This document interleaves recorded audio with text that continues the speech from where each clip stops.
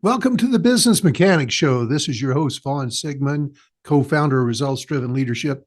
Thanks for joining me once again. Today, I'm going to share some simple tips on a straightforward management approach around making sure your fellow managers, you and your fellow managers, are all in alignment and on the same page. And if you're not, I'm also going to share a story about how that junks everything up and you look like a fool and you may not absolutely realize that. So let me share this scenario. It's from the front lines on how poor communication, management misalignment creates the dysfunction that so many employees suffer the consequences from. But I'm going to start. This is a retail story that I want to share in a little bit from the front lines, real story. But let me credit where credit is due. Navigating the role of a manager in a retail store is akin to being the conductor of an orchestra.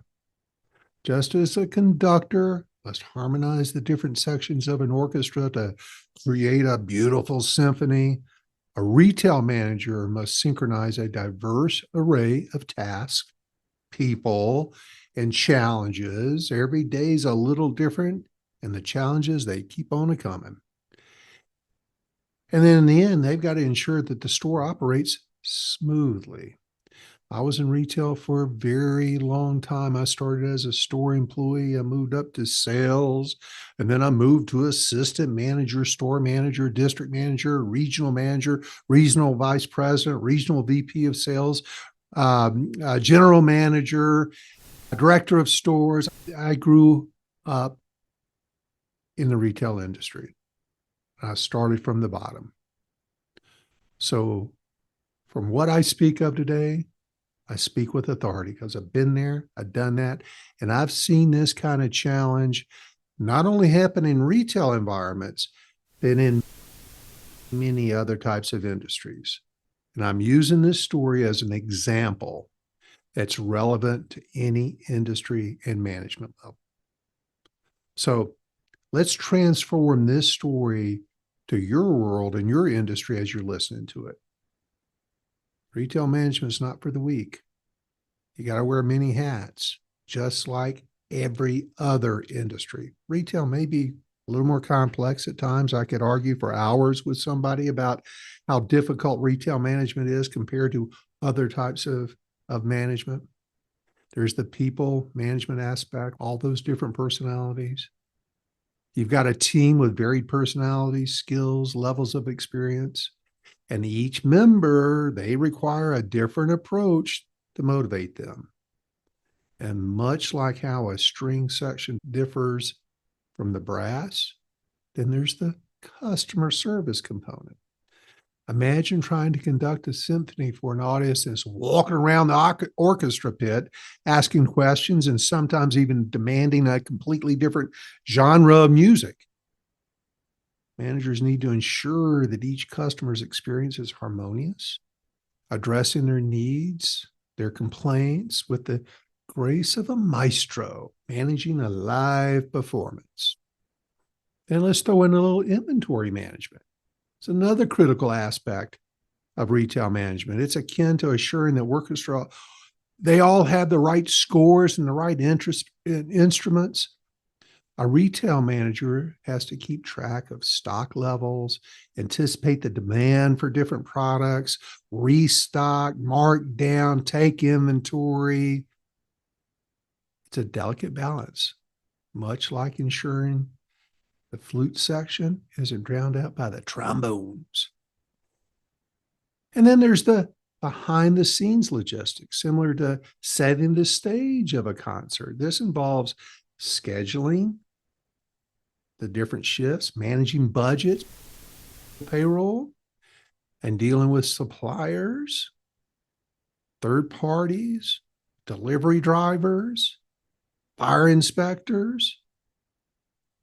It's the equivalent of making sure that the stage lights are correctly focused, the sound equipment is working, and every musician knows their cue. So I certainly admire and honor all those in retail. In essence, being a retail manager is about creating a masterpiece of customer satisfaction, employee harmony, operational efficiency, all the while the audience, AKA the customer, is part of the performance. They're right in the middle of your work all day, every day. We used to have a joke, a saying that you want to bring some customers in, start doing a floor move, start rearranging things. You'll get a flood of customers and they'll be right in the way of where you're going. It's difficult. It's a complex role, one that requires patience, adaptability, a keen sense of timing, much like the conductor of an orchestra, ensuring that every note lands perfectly to create a memorable shopping experience. So imagine you're in the world of retail, a realm where the customer is king and everything else seems to fall into the realm of chaos. And only the bravest dare to navigate. Now let's dive into this tale. I've set the stage. And this story is all about when employees were told to focus on customers, and oh boy, did they focus, letting the world around them turn into a mountain of hangers. They did exactly what you told them to do. And in this maze, I'm going to share with you today, you got two types of guides, the managers and the supervisors. But here's the kicker. When they're not exactly on the same page, it's like one of them is reading from a map of Paris and the other is navigating through Tokyo. It can be pretty confusing. So enter our protagonist, a frontline employee working a cash register who's just trying to make sense of it all, just wants to do a good job, get their low wages, work their part-time job, maybe full-time there. And in this case, this employee's told customers first. They come in and customers first, focus on the customers. Okay. So what do? With the zeal of a knight on a quest. And here's the thing about quests. Sometimes you get so focused on slaying the dragon that you forget to feed the horse. In this tale, the horse happens to be an ever-growing pile of hangers. And anybody that's worked in retail clothing, you know the hanger story, y'all. It is a nightmare. And I want to thank Twisted Sifter for writing this story and inspiring me to talk about this issue today. So here's the story. And this is in the voice of the employee/victim. Like I said earlier, working in retail, even if you're a part-time employee, is not for the faint of heart. In fact, some days it's not even for the strong of heart, the stories I could tell you. And working with customers is only the half of it, because you also have to work with these managers. And this happened a couple years ago with my last job. I used to work for a pretty popular retail store, one in a city where there wasn't a whole lot of other competition. And I got hired on as a cashier in town. So this particular store, because there was a lack of competition, always packed. As soon as I started working, I realized the management sucked, quote unquote. That one supervisor always told you one thing and another manager told you another. And depending on which way the wind was blowing, you're not sure what's expected of you, because they'd never seemed to talk to each other. But they surely expected you to do what they told you to do. I tried listening or explaining whenever what they said contradicted each other, but things always got worse, because when I did that, I was talking back. So I stopped and started always just saying, yes, ma'am. So one day it was extremely busy. And the person who had cashiered before me had failed to put away these damn hangers. And in this case, the store reused hangers, and they made it a big deal to get them all put away, keep them organized. And the manager who trained me told me between customers I could put away a handful of hangers just so I didn't get overloaded. Keep up with it. So that's what I was doing. Went over the walkie. I hear register number 2, get back to the register. Don't put away hangers. What do you think? You need customers come first. So did what I was told. Yes, ma'am. And just let the hangers start piling up. Fine. And I worked for over 3 hours straight without a break in line. So customers come first. The hangers piled up. They were under the register. They were crammed on top of they were under the register was flooded and crammed with hangers. On the counter with it was a huge pile of hangers. Customers were having trouble putting merchandise on the counter because of all these hangers. And then finally, the manager who had trained me walks over to me and looks really annoyed with all that's going on. She looks at this pile of hangers. She said, why aren't you putting hangers back between customers? And I replied, I was told not to. Customers come first. So she rolled her eyes and she just pitched in and started untangling with me. And she made the comment, yeah, but this is unacceptable.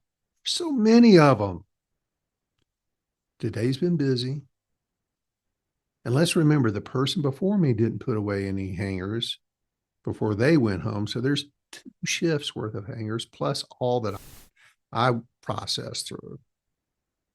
And I tried putting them away when this other manager yelled at me to get back to my register.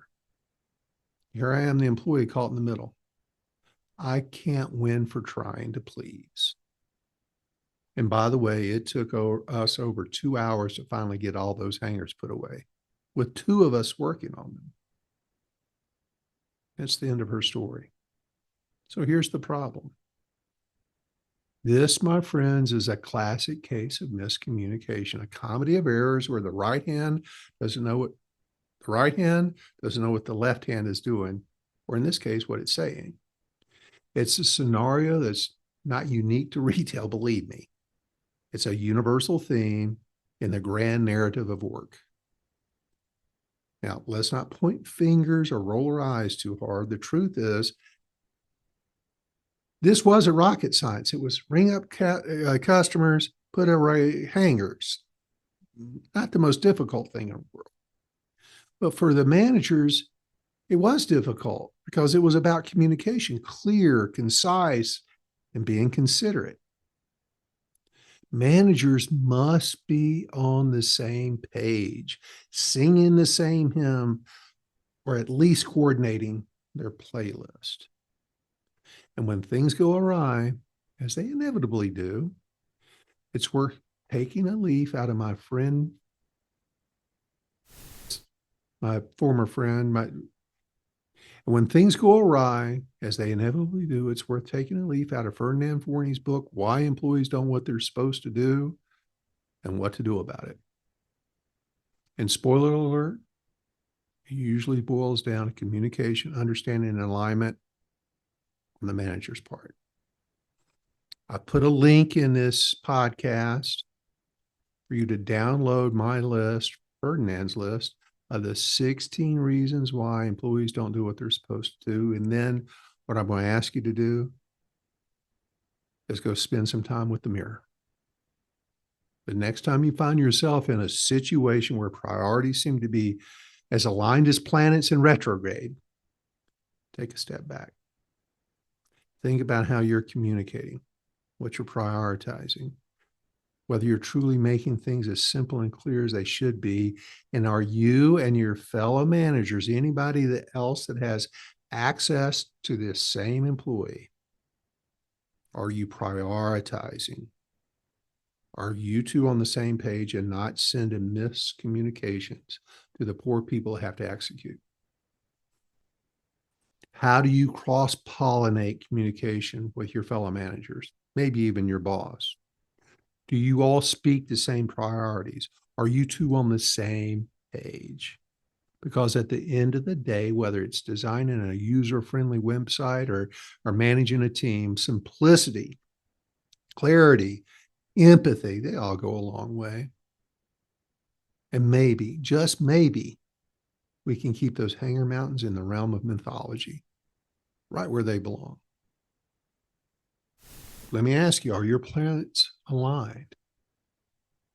Let's dive in a little bit into effective communication and self-accountability. Let's keep it simple, straightforward. As I often say, the best approach is usually the most intuitive one. And in the spirit of keeping things simple and intuitive, let's talk about how managers can communicate with each other to ensure the whole team is on the same page. Because really, after all, we want to avoid this all too common scenario where the right hand and the left hand is blissfully unaware of the other's actions. And the poor employees that work between you get caught in the confusion and certainly the inefficiency, and you are the blame for it. You suffer from it, but you're getting paid a little bit more than these folks at the front lines. Keep that in mind. Let me give you some tips. Let's use a little bit more of this in the workplace. First, let's establish a home page for communication. Think of your team's communication strategy as a website. Every website has a homepage, a central place where you can find everything you need to know, and then it will guide you to where you want to go. So managers, you need to establish a homepage for your communication. This could be regular meetings, a daily 5-minute stand-up, a shared digital workspace, or a communications tool where updates, decisions, and strategies are clearly posted and easily accessible. And make that your go-to place for managers to get caught up and stay informed and stay on the same page. 2, use clear, user-friendly navigation. Like on any well-designed website, and you've been there, navigation is key. How easy is it? How simple is it? How frictionless is it to find what you're looking for? And your employees find what they're looking for. You want your users to find whatever they seek without getting lost. This is key for managers' communication. When discussing projects, strategies, issues, just be clear and direct. And think about it in bullet points, headings and bullet points, straightforward language to make your points easy to follow. Just a nice, user-friendly interface for your conversation. And then 3, implement a breadcrumb trail. Breadcrumb trails on websites help users understand where they are and how they got there.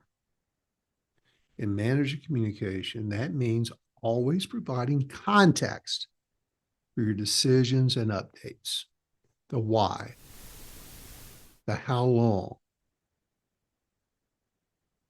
Just don't tell your fellow managers what's happening. Explain the why it's a priority for you, who it's going to take to get it accomplished. Who, what, where, when, how. Keep all that in mind so we're all fully cognizant of each other's priorities and why it's a priority and why you can't step on my priority, or let's negotiate before we communicate this to the employees and get them caught up in this puzzle. Number 4, conduct regular usability testing. Like in web design, usability testing involves getting real users to test your site. Have you ever done that? If you don't, believe me, you're going to have some surprises. And in the context of manager communication, this means regularly checking in with each other and the rest of the team to ensure that communication strategies are working. Were my messages clear? Is everyone on the same page? And use whatever feedback you get to tweak and improve your communication methods. And as you've often heard me say, manage by walking around. Make yourself accessible, visible, nice. Keep all that in mind. Number 5, you got to optimize for mobile. Every website needs to be mobile friendly because you never know what device someone is going to be using to access it. So similarly, managers' communication needs to be adaptable to the different styles and situations. No two managers communicate the same. No two employees receive that communication the same. Recognize that all managers don't communicate the same way. Some may prefer detailed reports while others want quick bullet points. Respect that in your fellow manager. It's in their DISC profile. ICs need more detail. IDs need bullet points. Get in, get out, get it done. Stick to business. High Is, they need a lot more explanation and time to feel their way through it. So you, in the deliverer of communication, need to fit this communication and situation to that manager's communication needs. That way you ensure your message is always received loud and clear. Number 6, keep the 404 errors to a minimum. You ever come across one of those on a website? It means someone was looking for something that just isn't there. A lot of wasted time and energy for managers sending someone chasing down something that doesn't exist or it's not where it's supposed to be. Make sure that you're not leaving gaps in your information. You want to keep it simple. You want to keep it concise, but it's got to be thorough. And then ensure that all managers, your fellow managers, have access to the same information. No one's left out of the loop. And then stay on top of your updates and check-ins. Minimize those errors. And number 7, remember the human factor. Just as a great website is designed with the user in mind, great communication is tailored to the people involved. Behind every manager and their title is a human being. Be empathetic. You may not like them, but you need to respect them. Show them respect. Listen actively. Be open to feedback. Don't be one of these people that ask for feedback. Just you're out there trying to seek some positive reinforcement. Be open to real developmental feedback. But at the same time, you need to be understanding and allow humanity to be part of your communication style. That can go a long way in making things more effective. Believe me, if you don't show respect for somebody, if they don't trust you as a communicator, they do not listen very well, which exasperates this whole situation. So by using these web usability principles to manage communication, you, my friends, can ensure that everyone is working together seamlessly with no left hand wondering what the other is doing.